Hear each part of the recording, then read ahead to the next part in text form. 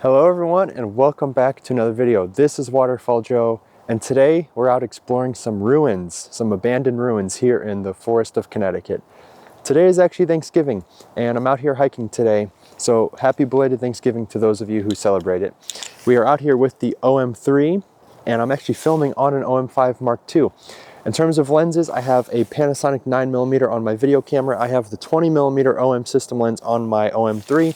I also brought with me the 14-150, the 17, and the 25mm just to play around. But our main focus is this awesome structure right here. Today we're at this amazing place called Spiderweed Preserve here in Middletown, Connecticut. I've never been here before, but I was just kind of in the mood for some structure, some kind of grungy black and white photography. Of course, as you can see, everything's pretty much dead, so not a lot of color to capture these days. But we're just gonna have some fun photographing this structure. I did bring the OM-3. We are gonna try out some of the color profiles, mostly the black and white one, because I'm kind of in a black and white mood right now. So enjoy the video. I am in RAW plus JPEG, so we have some options. Most of these probably will end up being JPEGs, because I'm just kind of in the mood to less editing and more fun. So we're gonna walk around here, taking some photos and just trying things out with the OM-3 and the OM-5 Mark II. Let's check it out.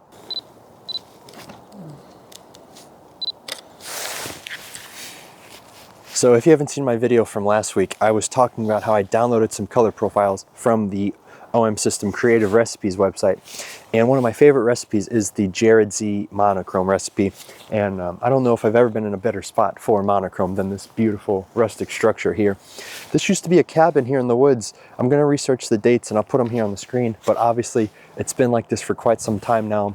I do have my safety orange on and it is hunting season, so I do wanna be ultra careful here. Hopefully no one's gonna come get me at this rustic ruins here, but yeah, I am playing around with the monochrome Jared Z profile, and I've never really been a big black and white shooter, but places like this, especially with all of the color gone, just makes me really want to bring out the black and white, bring out the contrast of the beautiful stonework here. I'm going to put some photos on the screen as time goes on.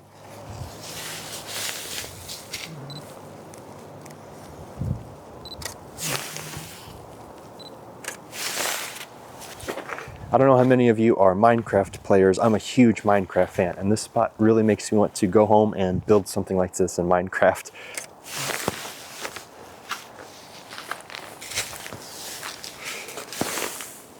Does anyone else see a place like this and their like photography brain just like explodes because of all of the composition ideas? I mean, look at this spot. There's so many options. There's so many photography spots and choices, especially with different focal lengths. Right now I'm using the OM 20mm 1.4, which is equal to a 40mm in full frame. I do want to throw on my wide angle and just get some crazy shots here, but what a cool spot, guys. If you're in Connecticut, definitely come check this place out. And of course, be respectful.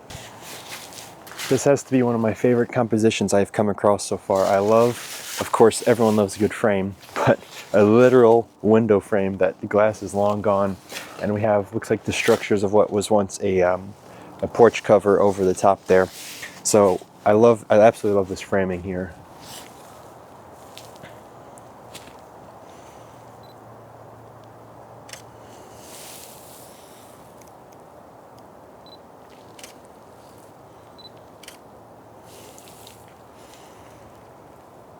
Looks like for this one the vertical does work a little bit better here.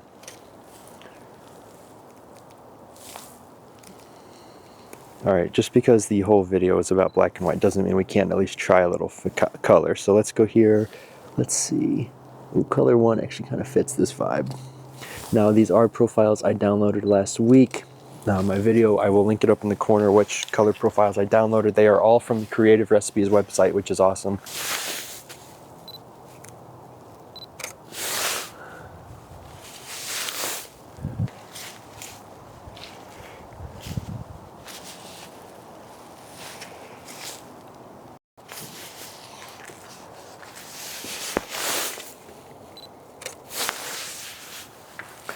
All right, I'm going to switch lenses. I think I'm going to throw on either the 17 or the 25. I'm not sure yet. I'll say I know it's Thanksgiving and I'm here during the day, but it is kind of eerie here, not going to lie.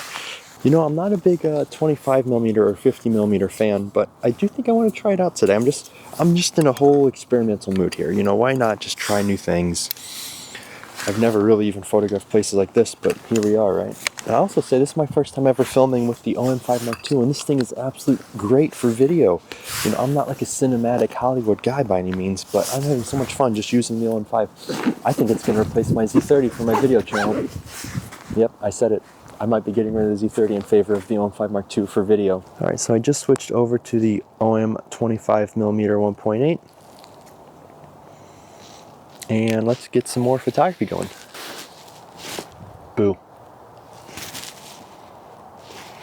Nah, I'm just playing. One of my favorite features about the OM-3 and the creative dial and just all of these color recipes is I'm shooting mostly in black and white right now. Pretty much everything in black and white actually. And I'm going to go home. Of course, I don't want to be here too long because it is kind of a creepy spot. Especially there's a bunch of like candles everywhere. I don't really know what happens here after dark, but I will not be here after dark.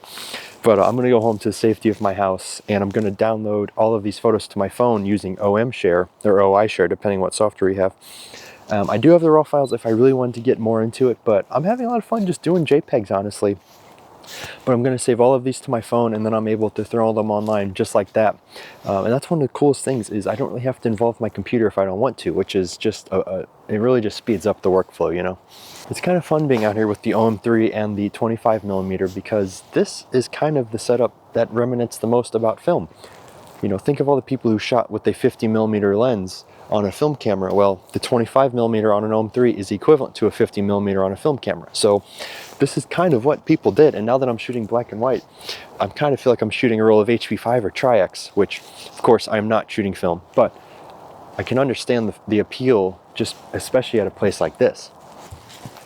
If you like your contrasty black and whites, then this Jared Z black and white profile is great for you, especially at a spot like here where we have a really bright batch of sunlight with some darker shadows. It's absolutely beautiful. For me, it's taken a little getting used to. I've never been a super high contrast fan, but I am having a lot of fun with it. Definitely experimenting around. I am shooting in manual, but with auto ISO. Actually, wait, oh no, I am setting my ISO. I forgot. My video camera is in auto ISO. So I'm actually in full manual mode right now, just mostly adjusting shutter speed and aperture. It's pretty bright out here, so ISO 200 all day. It's kind of crazy. I am standing where the floor used to be of this structure, which is kind of a strange feeling, if I must say. That means that in some universe, I could potentially teleport back in time travel, and I would be stuck in the floor. Pretty strange, right? Getting some awesome shadows right now.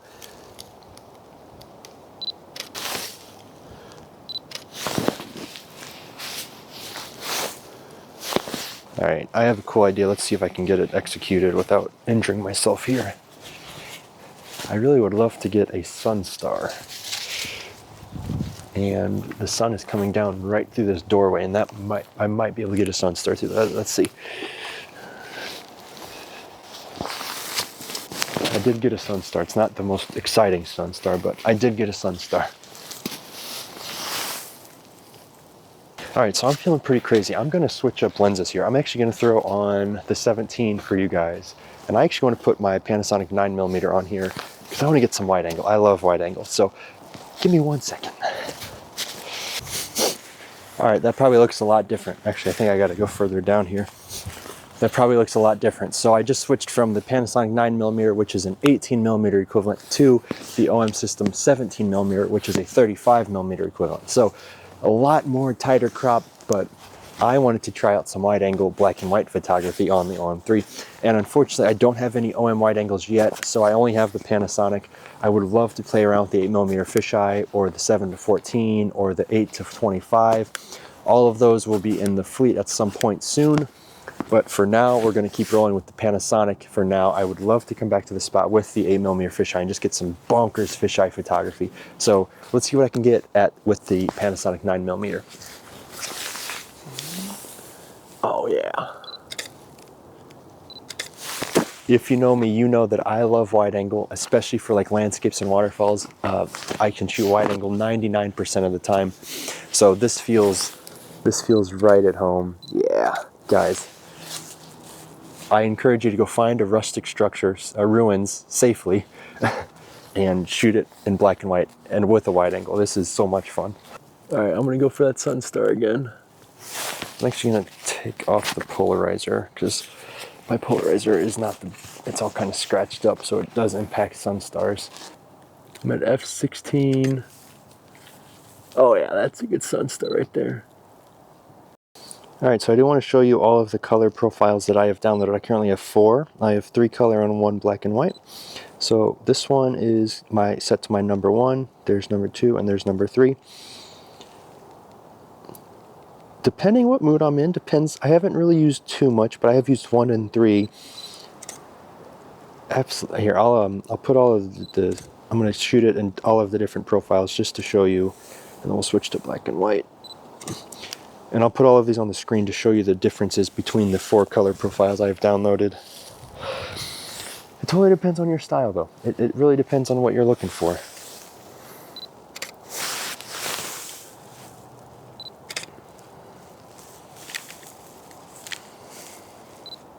That's one of the coolest things about the OM-3 is we have this color wheel. We have these flexibilities and the colors. You know, when I think of the OM-3, I think of colors. I think of fun, creative, being able to express yourself and just try out different things with less computer involved. And that's what this is really all about, right?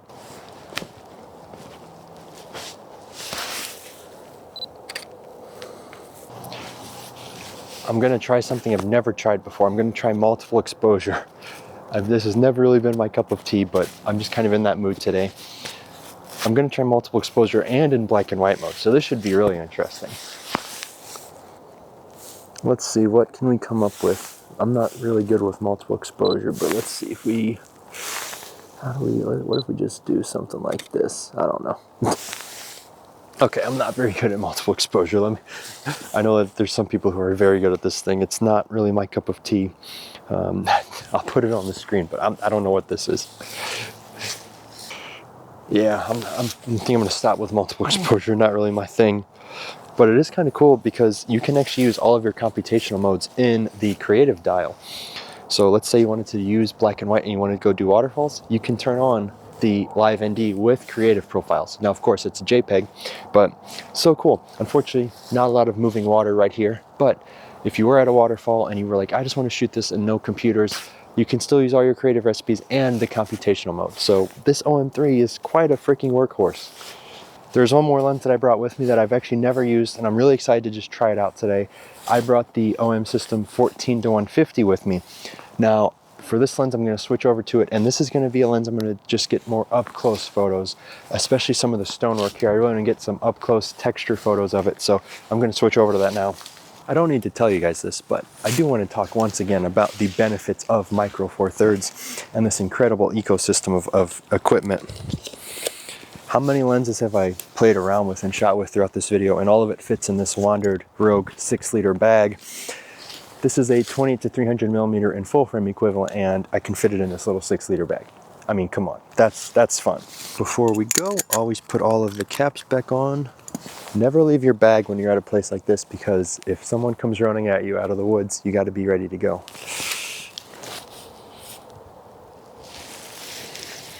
I'm usually a fan of, when I take photos, I like to be a little underexposed, especially when I shoot my waterfalls and when I'm shooting in RAW, just so that I have the versatility to go into post-production and my highlights aren't completely blown out. But I'm actually finding myself here today, because I'm kind of more focused on JPEG photography, I actually find that I am trying to get a perfect exposure, or maybe a little underexposed, like 0.3, 0.7, nothing crazy like -2 anymore. You know, for places like this, I really am trying to get the best exposure right out of camera, because I am sending them straight to my phone with minimal or no post-processing.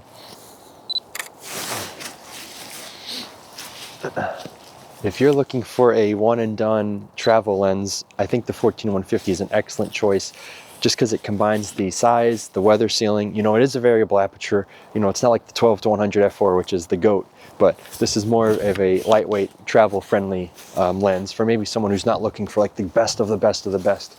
It also comes in about half of the 12-100. So for me, it was great just to bring it along with me, throw it in the bag. There will be a 12-100 in my bag at some point. That is a lens I'm very excited to use and make a video about in the near future. But I can't express how awesome it is to see a vision and just be able to get the zoom without having to switch lenses and deal with all of this cumbersome equipment. That's what the beauty of the 14-150 is. I might have shot 200 photos already and I've only been here for like 30 to 45 minutes. Whoops. I can't help myself. The compositions just keep happening.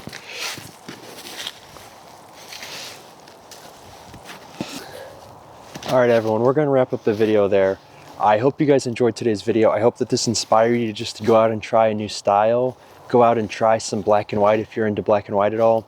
It was kind of a big switch for me, but I felt that shooting black and white here was the most appropriate versus like shooting color. There's just something about this style of building that just got me feeling about black and white. So thank you so much for watching. This is Waterfall Joe. I will see you guys in the next one. Have a great day and stay safe out there.